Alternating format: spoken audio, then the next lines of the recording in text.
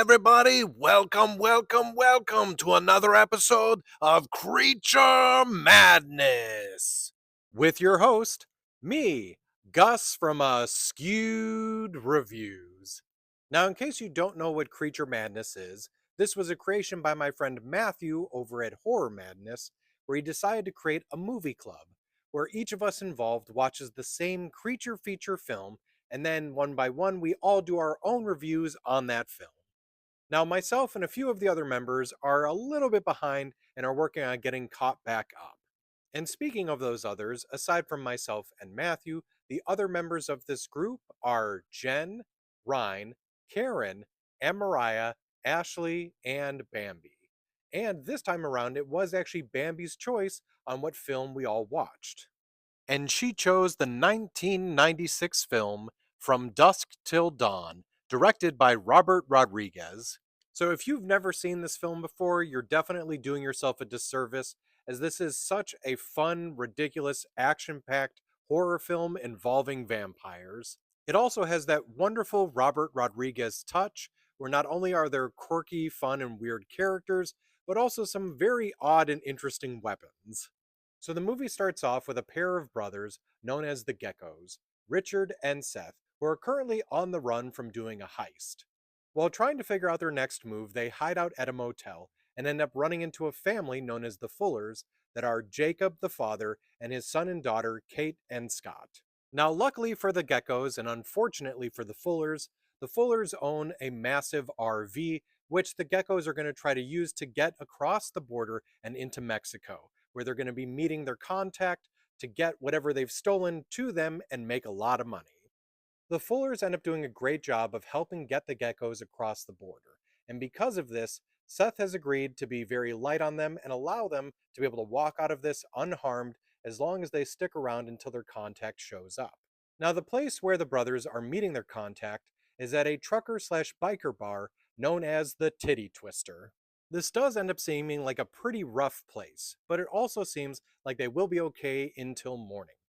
That is until something else is revealed, that all of the people working at this place are actually vampires. And now, can the brothers and the family of the Fullers manage to make it until dawn without these vampires draining all of their blood? So this movie may not have the best plot or story, but it is highly entertaining with a lot of humorous moments. They also have some really good practical effects. This film also has an amazing cast. Here are just some of the actors that appear in it. You have George Clooney, Quentin Tarantino, Harvey Keitel, Juliette Lewis, Selma Hayek, Cheech Marin, Danny Trejo, Tom Savini, Fred Williamson, Michael Parks, and John Saxon. Also, if you're at all interested, there's not a huge connective thread, but there are 2 additional sequels and a short-lived television series. So this movie is one of my favorite vampire films and also one of my favorite horror movies. So I'm going to give it a 5 out of 5. Now, I own all 3 of the films in this series, and that's how I was able to watch this. But if you'd like to check it out for yourselves, it's currently streaming for free on both Paramount Plus and Fubo. Now, a quick spoiler warning, this is now the point in Creature Madness where I go a little bit more in depth on the creatures that appear in the film. So if you don't want anything potentially ruined for yourselves, go watch the film and then come back. Or if you're just a glutton for punishment, let's keep going. Now, obviously, as you've probably already figured out, the creatures in this film are in fact vampires. However, the ones in this film are a little bit different. There's a little bit more structure to their bodies and everything. They don't look like the pretty style of vampire. They're a lot more horrific. They also don't all look similar. There are some vampires that have changed a bit in their physicality to where they're not this kind of skinny or emaciated. Some end up becoming super jacked. And then you also have ones which seem to take on more of an animal form, like a reptilian looking skin or a full on rat body. But in general, they are still regular vampires in the sense that you can stake them or they can be burned up by sunlight.